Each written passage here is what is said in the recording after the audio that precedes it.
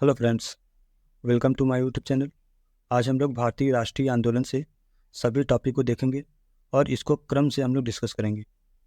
चलिए हम वीडियो को स्टार्ट करते हैं। भारतीय राष्ट्रीय कांग्रेस। भारतीय राष्ट्रीय कांग्रेस की स्थापना 1885 ईस्वी में A.O. ह्यूम द्वारा की गई थी। ये भारतीय सिविल सेवा के सेवानिवृत्त ब्रिटिश अधिकारी थे और शिमला में बस गए थे। 1884 ईस्वी में इन्होंने भारतीय राष्ट्रीय संघ की स्थापना की, जो बाद में भारतीय राष्ट्रीय कांग्रेस के नाम से जाना गया। इसका पहला अधिवेशन 28 से 30 दिसंबर 1885 को बम्बई स्थित गोकुलदास तेजपाल संस्कृत विद्यालय में किया गया। इसमें कुल 72 प्रतिनिधियों ने भाग लिया था।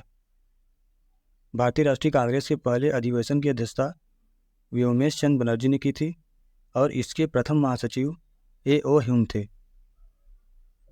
भारतीय राष्ट्रीय कांग्रेस की स्थापना के समय भारत का वायसराय लॉर्ड डफरिन था, जिसका कार्यकाल 1884 से 1888 था। उसने कांग्रेस को सूक्ष्मदर्शी अल्पसंख्यकों की संस्था कहकर उसका मजाक उड़ाया था। कांग्रेस के पहले मुस्लिम अध्यक्ष थे बदरुद्दीन तैयब जी। भारतीय राष्ट्रीय कांग्रेस के महत्वपूर्ण अधिवेशन। इनका पहला अधिवेशन 1885 ईस्वी में मुंबई में हुआ, जिसकी अध्यक्षता व्योमेश चंद्र बनर्जी ने की थी। इसका दूसरा अधिवेशन 1886 ईस्वी में कलकत्ता में हुआ, जिसकी अध्यक्षता दादा भाई नौरोजी ने की।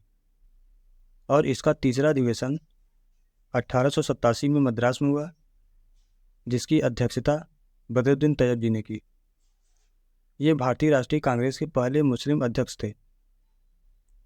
चौथा अधिवेशन 1888 ईस्वी में इलाहाबाद में हुई, जिसकी अध्यक्षता जॉर्ज यूल ने की थी और ये पहले यूरोपीय अध्यक्ष थे। भारतीय राष्ट्रीय कांग्रेस के पहले यूरोपीय अध्यक्ष कौन थे? तो वो जॉर्ज यूल थे। 12वां अधिवेशन 1896 ईस्वी में कलकत्ता में हुआ। इसके अध्यक्ष रहमतुल्लाह सयानी थे। इसी अधिवेशन में पहली बार वंदे मातरम गाया गया था। पहली बार वंदे मातरम कब गाया गया? तो 1896 ईस्वी के कलकत्ता अधिवेशन में। 22वां अधिवेशन 1906 ईस्वी में कलकत्ता में हुआ। इसके अध्यक्ष दादा भाई नौरोजी थे। इसी अधिवेशन में पहली बार स्वराज शब्द का प्रयोग किया गया। स्वराज शब्द का प्रयोग कब किया गया? 1906 के कलकत्ता अधिवेशन में। भारतीय राष्ट्रीय कांग्रेस का 23वां अधिवेशन 1907 में सूरत में हुआ। इसके अध्यक्ष रासबिहारी घोष थे। इसी अधिवेशन में पहली बार कांग्रेस का विभाजन हुआ, नरम दल और गरम दल में।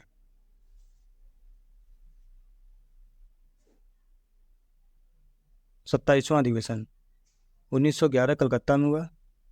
इसके अध्यक्ष पंडित बिशन नारायण धर थे। इसी अधिवेशन में पहली बार राष्ट्रगान जन गण मन गाया गया था। पहली बार राष्ट्रगान किस अधिवेशन में गाया गया? 1911 के कलकत्ता अधिवेशन में। 32वां अधिवेशन 1916 में लखनऊ में हुआ। इसके अध्यक्ष अंबिका चरण मजूमदार थे। इसी अधिवेशन में मुस्लिम लीग से समझौता हुआ था। इसी अधिवेशन में गरम दल को कांग्रेस में शामिल किया गया। इसे ही लखनऊ समझौता या लखनऊ पैक्ट के नाम से जानते हैं। इसी अधिवेशन में बाल गंगाधर तिलक ने कहा था, स्वराज मेरा जन्मसिद्ध अधिकार है और मैं इसे लेकर रहूंगा। 41वां अधिवेशन 1925 में कानपुर में हुआ। इसके अध्यक्ष श्रीमती सरोजनी नायडू थी और ये भारतीय राष्ट्रीय कांग्रेस की पहली भारतीय महिला अध्यक्ष थी। भारतीय राष्ट्रीय कांग्रेस की पहली महिला अध्यक्ष कौन थी? तो वो सरोजनी नायडू थी। भारतीय राष्ट्रीय कांग्रेस का 43वां अधिवेशन 1927 मद्रास में हुआ। इसके अध्यक्ष थे डॉक्टर M.A. अंसारी। इसी अधिवेशन में पूर्ण स्वाधीनता की मांग की गई थी। भारतीय राष्ट्रीय कांग्रेस का 45वां अधिवेशन 1929 लाहौर में किया गया। इसके अध्यक्ष पंडित जवाहरलाल नेहरू थे। इसी अधिवेशन में पूर्ण स्वराज की मांग की गई थी। पूर्ण स्वराज की मांग कब की गई? 1929 के लाहौर अधिवेशन में। भारतीय राष्ट्रीय कांग्रेस का 33वां अधिवेशन 1917 में कलकत्ता में हुआ। इसके अध्यक्ष श्रीमती एनी बेसेंट थी। भारतीय राष्ट्रीय कांग्रेस की पहली महिला अध्यक्ष थी। भारतीय राष्ट्रीय कांग्रेस की पहली महिला अध्यक्ष कौन थी? तो श्रीमती एनी बेसेंट थी। और भारतीय राष्ट्रीय कांग्रेस की पहली भारतीय महिला कौन थी? तो वो सरोजनी नायडू थी। भारतीय राष्ट्रीय कांग्रेस का विशेष अधिवेशन 1920 में कलकत्ता में हुआ। इसके अध्यक्ष लाला लाजपत राय थे। इसी अधिवेशन में असहयोग का प्रस्ताव पास हुआ। विशेष अधिवेशन 1923 दिल्ली में हुआ। इसके अध्यक्ष अबुल कलाम आज़ाद थे और ये भारतीय राष्ट्रीय कांग्रेस के सबसे युवा अध्यक्ष थे। भारतीय राष्ट्रीय कांग्रेस का 46वां अधिवेशन 1931 कराची में हुआ, जिसके अध्यक्ष सरदार वल्लभ भाई पटेल थे। इस अधिवेशन में मौलिक अधिकार की मांग की गई थी। भारतीय राष्ट्रीय कांग्रेस का 51वां अधिवेशन 1937 में फैजपुर में हुआ। इसके अध्यक्ष पंडित जवाहरलाल नेहरू थे और यह गांव में आयोजित होने वाला पहला अधिवेशन था। गांव में आयोजित होने वाला पहला अधिवेशन कहाँ था? तो फैजपुर में। भारतीय राष्ट्रीय कांग्रेस का 55वां अधिवेशन 1946 में मेरठ में हुआ। इसके अध्यक्ष JB कृपलानी थे और ये आज़ादी के समय के अध्यक्ष थे। 1907 ईस्वी के कांग्रेस के सूरत अधिवेशन में कांग्रेस दो गुट में बंट गया था, नरम दल और गरम दल, जिसमें से नरमपंथी नेता थे दादा भाई नौरोजी, फिरोज शाह मेहता, व्योमेश चंद्र बनर्जी, सुरेंद्र नाथ बनर्जी और दिनशा वाचा। और गरमपंथी के नेता थे बाल गंगाधर तिलक, लाला लाजपत राय, बिपिन चंद्र पाल और अरविंद घोष। लाला लाजपत राय ने कहा था, कांग्रेस आंदोलन न तो लोगों द्वारा प्रेरित था, न ही यह उनके द्वारा सोचा या योजनाबद्ध किया गया था। लॉर्ड कर्जन ने कहा था, कांग्रेस पतन के लिए लड़खड़ा रही है। मेरी सबसे बड़ी अभिलाषा है, जब तक मैं भारत में हूँ, कांग्रेस की शांतिपूर्ण समाप्ति में सहयोग करना है। लॉर्ड डफरिन ने कहा था, कांग्रेस सूक्ष्मदर्शी अल्पसंख्यकों की संस्था है। महात्मा गांधी ने कहा था, कांग्रेस को अब समाप्त कर देना चाहिए। अरविंद घोष ने कहा था, कांग्रेस भीख मांगने वाली संस्था है। फिरोज शाह मेहता ने कहा था, कांग्रेस की आवाज़ जनता की आवाज़ नहीं है।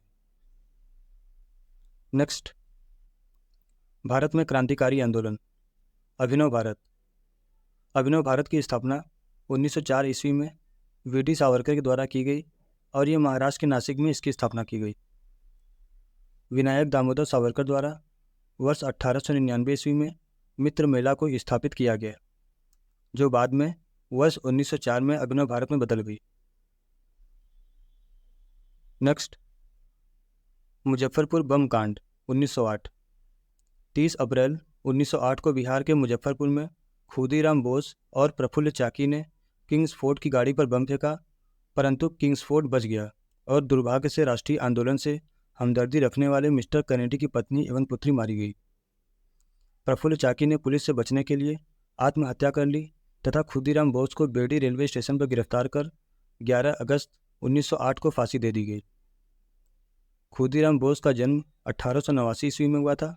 इनके वकील कालीदास बोस और सरकारी वकील मानुक व विनोद मजुमदार थे। नेक्स्ट, अलीपुर षड्यंत्र केस 1908। अरविंद घोष और उनके भाई बारिंद घोष सहित 39 लोग अवैध हथियार रखने के आरोप में गिरफ्तार हुए थे। इसमें 17 लोगों को सजा हुई थी, परंतु अरविंद घोष रिहा कर दिए गए। चितरंजन दास ने उनका बचाव किया था। अलीपुर षड्यंत्र केस में सरकारी गवाह नरेंद्र गोसाई था, जिसे कन्हई लाल और सत्येंद्र बोस ने जेल में गोली मारकर हत्या कर दी थी, जिसके कारण उन्हें फांसी की सजा हुई थी। Next, Hindustan Republican association HRA। इसकी स्थापना अक्टूबर 1924 ईस्वी में। इसके अध्यक्ष थे सचिंद्र नाथ सान्याल और ये कानपुर में इसकी स्थापना की गई। इसके अन्य सदस्य थे राम प्रसाद बिस्मिल, चंद्रशेखर आजाद और जोगेश चंद्र चटर्जी। नेक्स्ट, काकोरी कांड 9 अगस्त 1925। HRA हिंदुस्तान रिपब्लिकन एसोसिएशन इस संस्था के सदस्यों द्वारा 9 अगस्त 1925 को उत्तर रेलवे के सहारनपुर से लखनऊ जा रही 8 डाउन पैसेंजर ट्रेन पर डकैती डालकर सरकारी खजाना लूटा गया। यह घटना काकोरी कांड के नाम से प्रसिद्ध हुआ। इस कांड में 29 क्रांतिकारियों को गिरफ्तार किया गया, जिसमें रामप्रसाद बिस्मिल, राजेंद्र लाहिड़ी, अशफाक उल्लाह खां, रोशन सिंह को दिसंबर 1927 में फांसी दे दी गई, जबकि चंद्रशेखर आज़ाद फरार हो गए और सचिंद्र सान्याल को आजीवन कारावास की सजा मिली। रामप्रसाद बिस्मिल यह कहते हुए कि मैं राज्य के पतन की इच्छा करता हूँ, यह कहते हुए फांसी पर लटक गए। Next, Hindustan socialist Republican association 1928। इसकी स्थापना सितंबर 1928 में हुई। इसके अध्यक्ष थे चंद्रशेखर आज़ाद। ये फिरोज शाह कोटला मैदान दिल्ली में इसकी स्थापना की गई और इसके अन्य सदस्य थे भगत सिंह और बटुकेश्वर दत्त। नेक्स्ट, लाहौर षड्यंत्र कांड 8 अप्रैल 1929। भगत सिंह और बटुकेश्वर दत्त ने 8 अप्रैल 1929 को केंद्रीय विधानसभा में बम फेंकने के कारण दोनों को गिरफ्तार कर मुकदमा चलाया गया। बाद में इस संगठन के अन्य सदस्यों को भी गिरफ्तार कर कुल 18 क्रांतिकारियों पर लाहौर षड्यंत्र कांड के अंतर्गत मुकदमा चलाया गया। 23 मार्च 1931 को भगत सिंह, राजगुरु और सुखदेव को फांसी हुई। इनकलाब जिंदाबाद की रचना इकबाल ने की थी और इसका पहली बार प्रयोग नारे के रूप में भगत सिंह ने किया था। नेक्स्ट, बंगाल विभाजन 1905। बंगाल का विभाजन वायसराय लॉर्ड कर्जन के द्वारा किया गया था। 20 जुलाई 1905 को बंगाल विभाजन का निर्णय लिया गया और 16 अक्टूबर 1905 को बंगाल विभाजन प्रभावी हो गया। 7 अगस्त 1905 को कलकत्ता के टाउन हॉल में एक ऐतिहासिक बैठक में स्वदेशी आंदोलन की घोषणा कर दी गई। इसमें ऐतिहासिक बहिष्कार प्रस्ताव पारित हुआ और बंग भंग विरोधी आंदोलन प्रारंभ हो गया। इस दिन बंगाल में शोक दिवस के रूप में मनाया गया था। रविंद्रनाथ टैगोर के सुझाव पर संपूर्ण बंगाल में इस दिन को राखी दिवस के रूप में मनाया गया। बंगाल विभाजन के समय लेफ्टिनेंट गवर्नर लीथ फ्रेजर का बंगाल विभाजन में महत्वपूर्ण भूमिका रही। संजीवनी के संपादक कृष्ण कुमार मित्र ने सुझाव दिया था सभी लोगों को ब्रिटिश माल का बहिष्कार कर देना चाहिए और महिलाओं ने इसमें सक्रिय रूप से भाग लिया था। 7 अगस्त 1905 को कलकत्ता के टाउन हॉल में कृष्ण कुमार मित्र और सुरेंद्र नाथ बनर्जी की अध्यक्षता में स्वदेशी आंदोलन शुरू करने और विदेशी वस्तुओं का बहिष्कार करने का निर्णय लिया गया था। स्वदेशी आंदोलन को शुरू करने का तात्कालिक कारण बंगाल विभाजन था। इस अवधारणा के मुख्य प्रस्तुतकर्ता उग्रपंथी नेता थे, जिसमें बाल गंगाधर तिलक, अरविंद घोष, बिपिन चंद्र पाल और लाला लाजपत राय थे। ये लोग स्वदेशी आंदोलन को पूरे देश में लागू करना चाहते थे, किंतु उदारवादी ग्रुप इसके विरुद्ध था। बंगाल विभाजन के दौरान रविंद्रनाथ टैगोर ने अपना प्रसिद्ध गीत आमार सुनार बांग्ला लिखा। यह गीत बांग्लादेश का राष्ट्रगान है। स्वदेशी आंदोलन के समय वंदे मातरम भारतीय राष्ट्रीय आंदोलन का शीर्षक गीत बन गया। दिल्ली दरबार में 12 दिसंबर 1911 को सम्राट जॉर्ज पंचम ने बंगाल विभाजन को रद्द घोषित किया और कलकत्ता की जगह दिल्ली को भारत की नई राजधानी बनाए जाने की घोषणा की। 1912 ईस्वी में दिल्ली भारत की राजधानी बनी। स्वदेशी आंदोलन से कृषक और मुसलमान अप्रभावित रहे। स्वदेशी आंदोलन का नेतृत्व दिल्ली में सैयद हैदर रजा और मद्रास में चिदम्बरम पिल्ले ने किया था। मुस्लिम लीग 1906। 1 अक्टूबर 1906 को आगा खां के नेतृत्व में मुस्लिमों का एक शिष्टमंडल तत्कालीन वायसराय लॉर्ड मिंटो से शिमला में मिला। शिष्टमंडल ने प्रांतीय, केंद्रीय एवं स्थानीय निकायों में निर्वाचन हेतु मुस्लिमों के लिए पृथक निर्वाचक मंडल की मांग की। 30 दिसंबर 1906 को ढाका के नवाब सलीम उल्लाह खां के द्वारा एक बैठक में मुस्लिम लीग की स्थापना की घोषणा की गई। वकारुल मुल्क इसके अध्यक्ष थे। लखनऊ को मुस्लिम लीग का मुख्यालय बनाया गया और आगा खां इसके पहले अध्यक्ष थे। मोहम्मद अली जिन्ना वर्ष 1913 में मुस्लिम लीग में शामिल हुए। मुस्लिम लीग का वार्षिक अधिवेशन वर्ष 1907 में कराची में एवं 1908 में अमृतसर में हुआ। इसी अधिवेशन में मुस्लिमों के लिए एक अलग निर्वाचक मंडल की मांग की गई, जो इन्हें वर्ष 1909 के मार्ले मिंटो सुधार के द्वारा प्रदान किया गया। वर्ष 1908 में लंदन में इसकी एक शाखा सैयद अमीर अली ने स्थापित की थी। गदर पार्टी 1913। इसकी स्थापना 21 अप्रैल 1913 में की गई। इसके संस्थापक थे सोहन सिंह भाखना, इसके उपाध्यक्ष थे लाला हरदयाल और इसके कोषाध्यक्ष थे काशीराम, और इसका मुख्यालय था सैन फ्रांसिस्को, अमेरिका में। इसका उद्देश्य था भारत को अंग्रेजों से स्वतंत्र कराना। इसके अन्य सदस्य थे रासबिहारी बोस, मैडम भिकाजी कामा, बरकतुल्ला, राजा महेंद्र अब्दुल रहमान, भाई परमानंद और Kartar Singh. Next, home rule league आंदोलन 1916। बाल गंगाधर तिलक ने अप्रैल 1916 में होम रूल लीग की स्थापना की। तिलक द्वारा स्थापित होम रूल लीग के प्रथम अध्यक्ष थे जोसेफ बैप्टिस्टा तथा सचिव N.C. केलकर थे। तिलक ने अपनी पत्रिका मराठा और केसरी के माध्यम से लीग का प्रचार किया था। एनी बेसेंट ने सितंबर 1916 में होम रूल लीग की स्थापना की। अपनी पत्रिका कॉमनवेल्थ और न्यू इंडिया के माध्यम से होम रूल लीग का प्रचार किया। सुब्रमण्यम अय्यर भी इनसे जुड़े थे। इसके सचिव जॉर्ज अरुंडेल थे। वर्ष 1916 के लखनऊ अधिवेशन में होम रूल के सदस्यों ने अपनी राजनीतिक शक्ति का सफलतापूर्वक प्रदर्शन किया। होम रूल आंदोलन प्रथम विश्व युद्ध के समय काफ़ी लोकप्रिय था। एनी बेसेंट ने होम रूल आंदोलन मद्रास से शुरू किया था और थियोसॉफिकल सोसाइटी की स्थापना 1875 ईस्वी में अमेरिका में मैडम ब्लावस्की तथा कर्नल अलकाट के द्वारा किया गया और एनी बेसेंट 1889 ईस्वी में इसकी सदस्य बनी। नेक्स्ट, गांधी युग।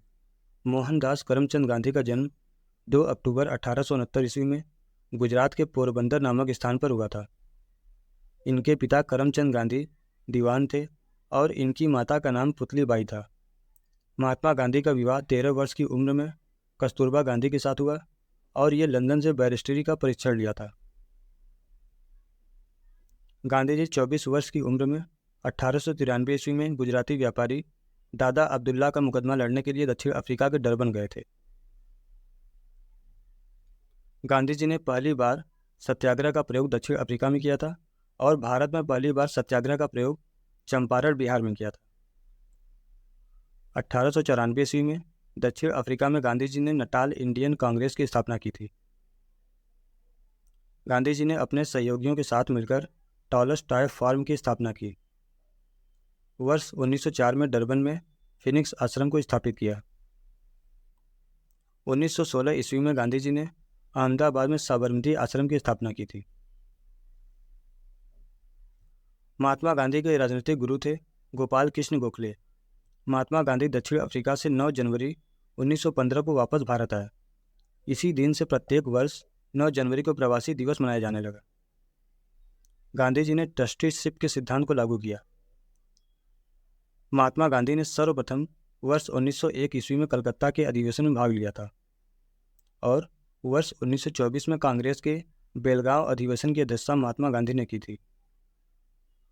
वर्ष 1915 में महात्मा गांधी ने साबरमती के किनारे सत्याग्रह आश्रम बनाया था। महात्मा गांधी को महात्मा की उपाधि रविंद्रनाथ टैगोर ने चंपारण सत्याग्रह के दौरान दी थी। महात्मा गांधी को सबसे पहले 1944 ईस्वी में राष्ट्रपिता सुभाष चंद्र बोस ने कहा था। महात्मा गांधी ने अनेक पुस्तकों एवं पत्रिकाओं को लिखा है जो इस प्रकार है। 1903 में द इंडियन ओपिनियन, 1909 में हिंद स्वराज पुस्तक, ग्राम स्वराज पुस्तक, मेरे सपनों का भारत और हरिजन पत्रिका। महात्मा गांधी के आंदोलन का क्रम: चंपारण आंदोलन 1917, अहमदाबाद मिल मजदूर आंदोलन फरवरी मार्च 1918, खेड़ा आंदोलन मार्च 1918, असहयोग आंदोलन 1920 से 22। चंपारण आंदोलन 1917। चंपारण आंदोलन सन 1917 ईस्वी में मुख्य रूप से नकदी फसल के विरोध में किया गया। अंग्रेजी सरकार ने बिहार के चंपारण में 3 कठिया व्यवस्था लागू कर दी थी। इस व्यवस्था के तहत प्रत्येक किसान को अपनी जमीन के 3/20 भाग पर नील की खेती करना अनिवार्य था। इसी व्यवस्था के विरोध में गांधी जी द्वारा चंपारण सत्याग्रह प्रारंभ किया गया। 1916 में लखनऊ में कांग्रेस के अधिवेशन के दौरान गांधी जी ने चंपारण के किसानों के प्रतिनिधि राजकुमार शुक्ल से मुलाकात की। इस दौरान उन्होंने गांधी जी से चंपारण की समस्या बताई थी। चंपारण सत्याग्रह आंदोलन से गांधी जी को सफलता मिली और यह उनकी प्रथम सफल आंदोलन थी। इससे 3 कठिया प्रणाली को समाप्त किया गया और साथ में बगान मालिक द्वारा अवैध वसूली का 25% कर भी वापस करने पर राजी हो गए। इस सफलता के बाद गांधी जी भारत के बड़े नेता बनकर उभरे थे। चंपारण समस्या की जांच में गांधी जी के सहयोगियों में डॉक्टर राजेंद्र प्रसाद, जेबी कृपलानी, महादेव देसाई, अनुग्रह नारायण सिन्हा, CF एंड्रयूज, राजकिशोर प्रसाद, HS पोलाक और नरहरि पारिक थे। NG रंगा ने महात्मा गांधी के चंपारण सत्याग्रह का विरोध किया था। नेक्स्ट, अहमदाबाद मील मजदूर आंदोलन, फरवरी मार्च 1918। चंपारण सत्याग्रह आंदोलन के बाद गांधी जी ने 1918 में अहमदाबाद मील मजदूरों से मिलकर उनकी समस्या को समझा। ये विवाद प्लेग बोनस को लेकर था। इसमें मिल मालिक प्लेग बोनस को खत्म करना चाहते थे। मजदूरों ने इसका विरोध किया। इससे मिल मजदूर हड़ताल पर बैठ गए। 1918 ईस्वी में महात्मा गांधी ने पहली बार भूख हड़ताल अहमदाबाद मिल मजदूर आंदोलन के समर्थन में की थी। 1918 में महात्मा गांधी ने अहमदाबाद टेक्सटाइल लेबर एसोसिएशन की स्थापना की। यहीं गांधी जी ने ट्रस्टीशिप का सिद्धांत दिया था। नेक्स्ट, खेड़ा आंदोलन, मार्च 1918। मार्च 1918 में गांधी जी ने गुजरात के खेड़ा जिले में कर नहीं आंदोलन चलाया। गुजरात में हो रहे किसानों पर अत्याचार और फसल खराब हो जाने पर उनसे करों की वसूली की जा रही थी। इससे गांधी जी ने कर नहीं देने का आंदोलन चलाया। इस मामले की जांच के बाद किसानों का कर माफ कर दिया गया। महात्मा गांधी का ये आंदोलन भी सफल रहा।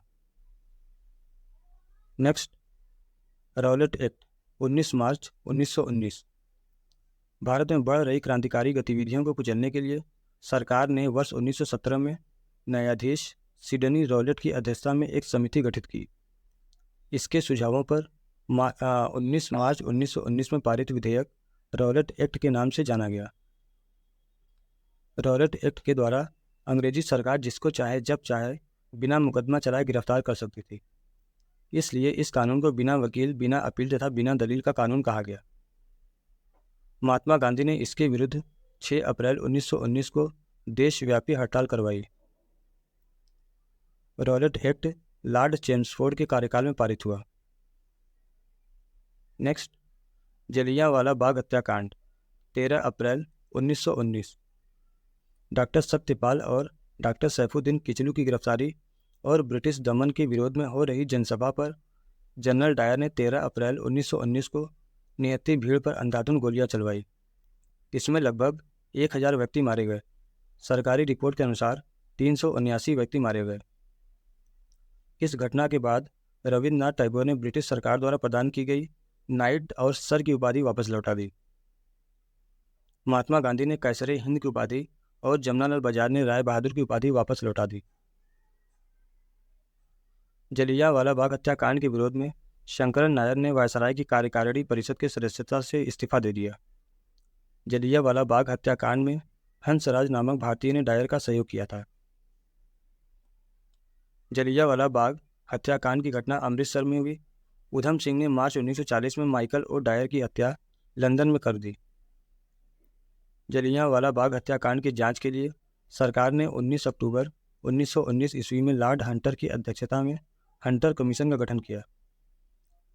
इस कमीशन में CH सीतलवाड़, पंडित जगत नारायण, सुल्तान अहमद खान भारतीय सदस्य थे। नेक्स्ट, खिलाफत आंदोलन, 1919। 1919 ईस्वी में खिलाफत आंदोलन शुरू करने का श्रेय अली बंधुओं शौकत अली एवं मोहम्मद अली को दिया जाता है। खिलाफत आंदोलन भारतीय मुसलमानों का मित्र राष्ट्रों के विरुद्ध, विशेषकर ब्रिटेन के खिलाफ तुर्की के खलीफा के समर्थन में आंदोलन था। 23 से 24 नवंबर 1919 दिल्ली में खिलाफत कमेटी के सम्मेलन में 24 नवंबर की अध्यक्षता महात्मा गांधी ने की थी। 1919 में हुए भारतीय राष्ट्रीय कांग्रेस के अमृतसर अधिवेशन से खिलाफत आंदोलन को और अधिक बढ़ावा मिला। हकीम अजमल खान ने खिलाफत आंदोलन के दौरान हाजिक उल मुल्क की पदवी त्याग दी थी। महात्मा गांधी ने इसे हिंदू मुस्लिम एकता के स्वर्णिम अवसर के रूप में देखा। सितंबर 1919 में अखिल भारतीय खिलाफत कमेटी का गठन किया गया। इस कमेटी में मोहम्मद अली, शौकत अली, अबुल कलाम आज़ाद, हसरत मोहानी, हकीम अजमल खान तथा डॉक्टर अंसारी शामिल थे। मदन मोहन मालवीय ने खिलाफत आंदोलन में कांग्रेस की भागीदारी का विरोध किया था। नेक्स्ट, असहयोग आंदोलन 1 अगस्त 1920। असहयोग आंदोलन 1 अगस्त 1920 को महात्मा गांधी द्वारा प्रारंभ किया गया। भारतीय राष्ट्रीय कांग्रेस ने 1920 के नागपुर अधिवेशन में असहयोग प्रस्ताव को CR दास, चितरंजन दास ने ही प्रस्तावित किया था।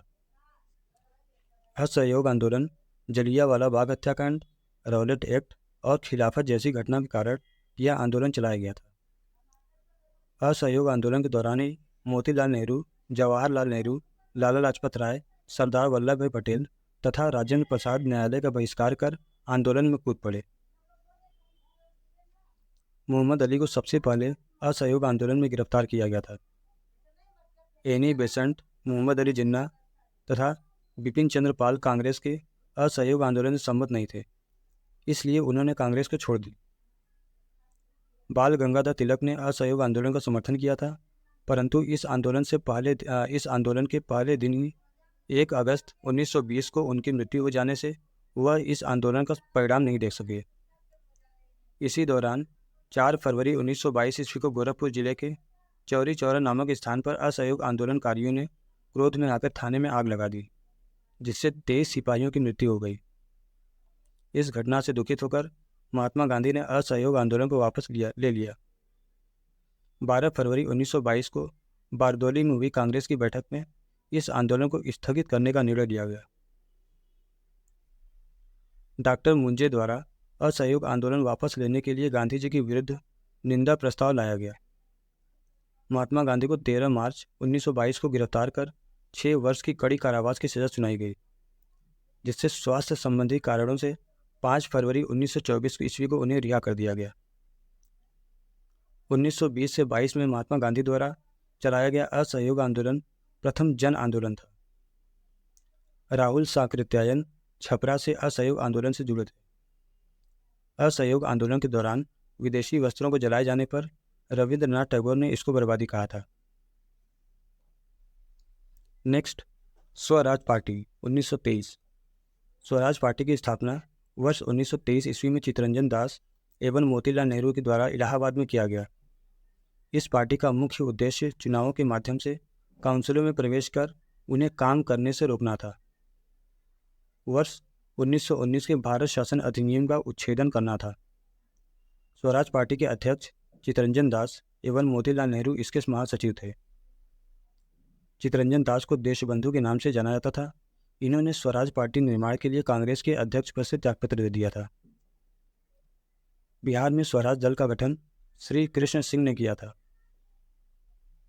Next, Simon commission 1927-28। नवंबर 1927 में साइमन कमीशन की नियुक्ति तत्कालीन ब्रिटिश प्रधानमंत्री स्टेनली बाल्डविन द्वारा की गई थी। जॉन साइमन की अध्यक्षता में गठित इस समिति में कुल 7 सदस्य थे। इसके सभी सदस्य अंग्रेज थे। इसमें कोई भी भारतीय सदस्य नहीं था, इसलिए भारतीयों ने इसे श्वेत कमीशन कहकर इसका बहिष्कार किया था। साइमन कमीशन 3 फरवरी 1928 को बंबई पहुंचा। इसके अध्यक्ष सर जॉन साइमन उदारवादी दल के सदस्य थे।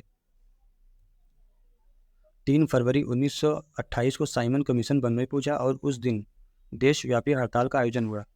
साइमन कमीशन वापस जाओ के नारे लगाए गए। 30 अक्टूबर 1928 ईस्वी को लाहौर में साइमन कमीशन का विरोध करते समय पुलिस की लाठी से लाला लाजपत राय घायल हो गए और बाद में उनकी मृत्यु हो गई। लाला लाजपत राय को पंजाब केसरी की उपाधि दी गई थी। उनकी पुस्तक अनहैप्पी इंडिया। नेहरू रिपोर्ट 1928।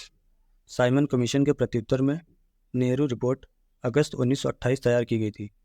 इस समिति के अध्यक्ष मोतीलाल नेहरू थे और जवाहरलाल नेहरू इसके सचिव थे। इस समिति में 2 मुस्लिमों सहित कुल 9 लोग इस समिति के सदस्य थे।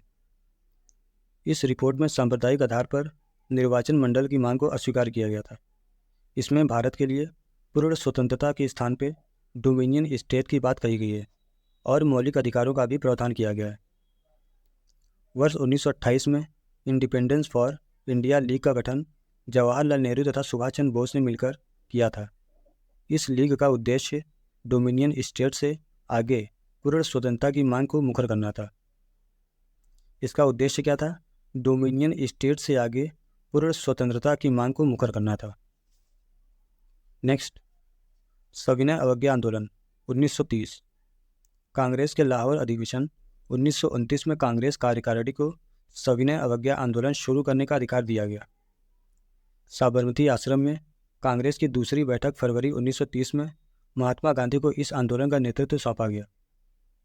12 मार्च 1930 को महात्मा गांधी ने अपने 78 समर्थकों के साथ साबरमती आश्रम से लगभग 241 मील दूर दांडी के लिए प्रस्थान किया था और 24 दिनों की लंबी यात्रा के बाद उन्होंने 6 अप्रैल 1930 को दांडी में सांकेतिक रूप से नमक कानून तोड़ा और सविनय अवज्ञा आंदोलन की शुरुआत की।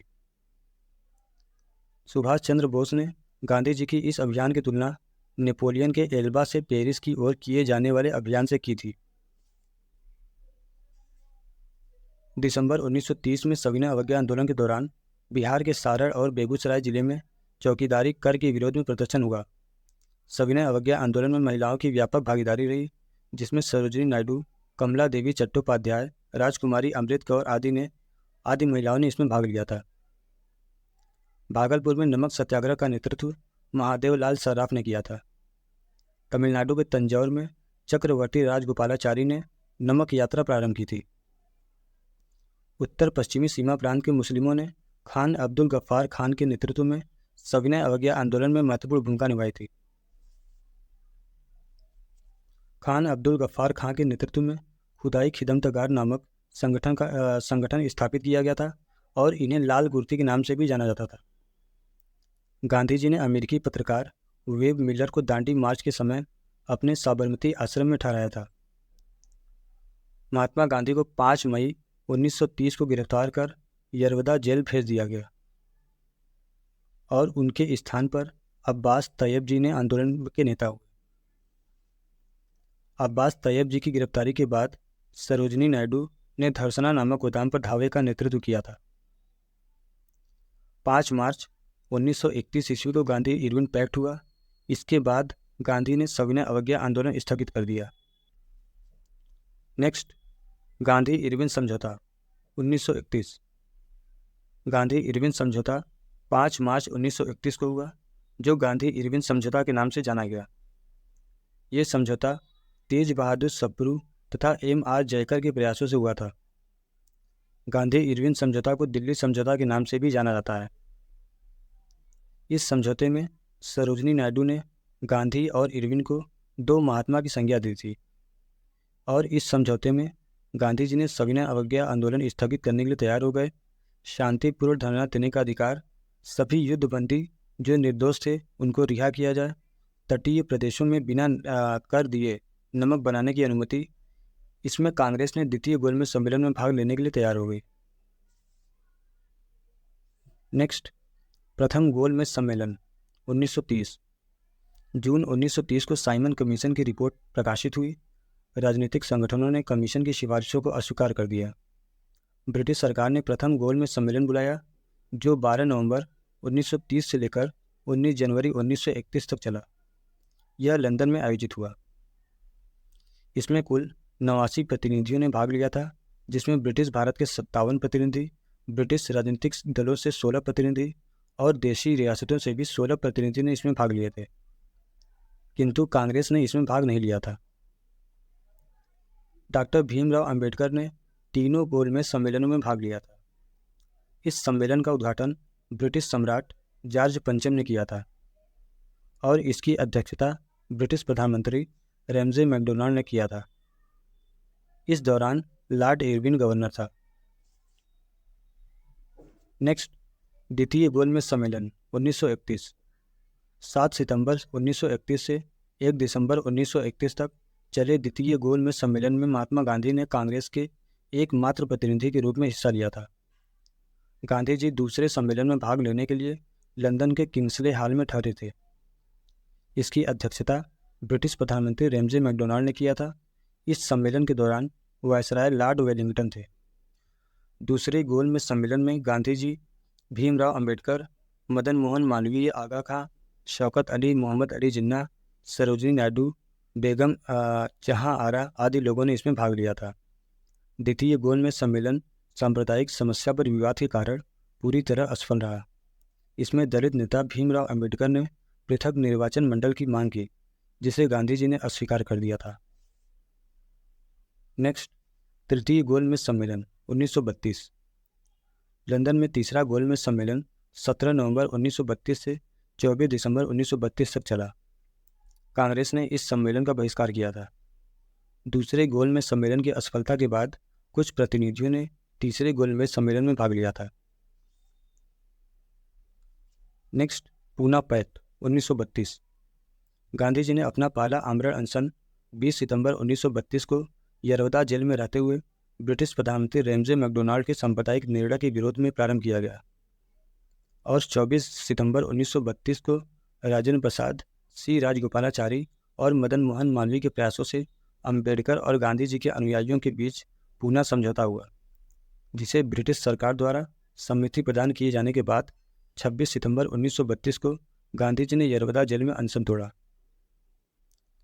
प्रांतों में दलितों के लिए सुरक्षित सीटें 71 थी, जिसे पूना पैक्ट में बढ़ाकर 147 कर दी गई। नेक्स्ट, भारत छोड़ो आंदोलन 1942। वर्धा में जुलाई 1942 में हुई कांग्रेस की बैठक में अंग्रेजों भारत छोड़ो प्रस्ताव पारित किया। 7 अगस्त 1942 को कांग्रेस की बैठक बम्बई के ऐतिहासिक ग्वालियर डैम में हुई। इसकी अध्यक्षता अबुल कलाम आज़ाद ने की थी। कांग्रेस ने 8 अगस्त 1942 को भारत छोड़ो प्रस्ताव को स्वीकार कर लिया। भारत छोड़ो आंदोलन की शुरुआत 9 अगस्त 1942 को हुई। इसी आंदोलन में गांधी जी ने करो या मरो का नारा दिया। आंदोलन आरंभ होते ही ऑपरेशन जीरो आवर के तहत गांधी जी एवं कांग्रेस के अन्य सभी महत्वपूर्ण नेता गिरफ्तार कर लिए गए। गांधी जी, सरोजिनी नायडू और कस्तूरबा गांधी को गिरफ्तार करके आगा खां पैलेस में रखा गया। डॉक्टर राजेंद्र प्रसाद को पटना बांकीपुर जेल में रखा गया था। भारत छोड़ो आंदोलन के समय कांग्रेस समिति की बैठक में जवाहरलाल नेहरू, अबुल कलाम आज़ाद, सरोजिनी नायडू, वल्लभ भाई पटेल, राजेंद्र प्रसाद, आसफ अली, सीतारमैया, जीबी पंत, प्रफुल्ल चंद्र घोष, सैयद महमूद, जेबी कृपलानी और महात्मा गांधी इत्यादि ने भाग लिया था। इस दौरान उषा मेहता कांग्रेस के भूमिगत रेडियो का संचालन करने वाली एक सदस्य थी। भारत छोड़ो आंदोलन को अगस्त क्रांति के नाम से भी जाना जाता है। भारत छोड़ो तथा करो मरो का नारा यूसुफ मेहर अली ने दिया था। भारत छोड़ो आंदोलन के समय इंग्लैंड के प्रधानमंत्री चर्चिल, जिसका शासनकाल 1940 से 45 था। भारत छोड़ो आंदोलन के समय जयप्रकाश नारायण ने आज़ाद दस्ता का गठन किया था। अगर आपको इसका PDF चाहिए तो आप वीडियो के डिस्क्रिप्शन में जाके इसको ले सकते हैं। आज़ाद हिंद फौज। आज़ाद हिंद फौज वर्ष 1942 में आज़ाद हिंद फौज INA की स्थापना कैप्टन मोहन सिंह ने की थी, क्योंकि आज़ाद हिंद फौज का ख्याल सबसे पहले मोहन सिंह को ही आया और आज़ाद हिंद फौज के प्रथम सेनापति भी मोहन सिंह ही थे। सुभाष चंद्र बोस ने कांग्रेस छोड़ने के बाद मार्च 1939 में फॉरवर्ड ब्लॉक की स्थापना की। जुलाई 1943 को रास बिहारी बोस ने आज़ाद हिंद फौज की कमान सुभाष चंद्र बोस को सौंप दी। 21 अक्टूबर 1943 को सुभाष चंद्र बोस ने सिंगापुर में आज़ाद हिंद सरकार का गठन किया। आज़ाद हिंद फौज के 3 ब्रिगेड थे, जिसका नाम सुभाष ब्रिगेड, नेहरू ब्रिगेड और गांधी ब्रिगेड, और महिलाओं के ब्रिगेड का नाम लक्ष्मीबाई रेजिमेंट था। ब्रिटिश सरकार ने आज़ाद हिंद फौज के सैनिकों एवं क्रांतिकारियों को गिरफ्तार करके नवंबर 1945 में दिल्ली के लाल किले में उन पर मुकदमा चलाया। इसमें अधिकारी प्रेम सावल, कर्नल गुरुदयाल ढिल्लन एवं मेजर शाहनवाज खां को फांसी हुई तथा राशिद अली को 7 वर्ष की कारावास हुई। वर्ष 1945 में आज़ाद हिंद फौज के सैनिकों के मुकदमे की पैरवी भूला भाई देसाई, अन्य सदस्य कैलाश नाथ, सर तेज बहादुर, के.एन. काटजू, अरोड़ा असफ अली और जवाहरलाल नेहरू प्रमुख वकील थे। फ्रेंड्स, अगर आपको हमारा वीडियो पसंद आ रहा है तो आप इसे लाइक कर दीजिए और सब्सक्राइब करना न भूलें। सुभाष चंद्र बोस के राजनीतिक गुरु चित्तरंजन दास से। सुभाष चंद्र बोस को नेताजी की उपाधि जर्मन विदेश मंत्रालय ने दिया था। रविन्द्रनाथ टैगोर ने उन्हें देश नायक की उपाधि से सम्मानित किया था। महात्मा गांधी ने उन्हें देशभक्तों का देशभक्त कहा था। जर्मन विदेश मंत्रालय की सहायता से उन्होंने द फ्री इंडिया सेंटर का गठन किया, जहां से वे आज़ाद हिंद के पक्ष में पर्चे छपवाते थे तथा भाषण देते थे। वर्ष 1942 में सुभाष चंद्र बोस ने उत्तरी अफ्रीका से पकड़े गए भारतीय युद्ध बंदियों को भर्ती कर 10,000 सैनिकों का दल गठित किया, जिसे फ्री इंडिया लीजन कहा गया।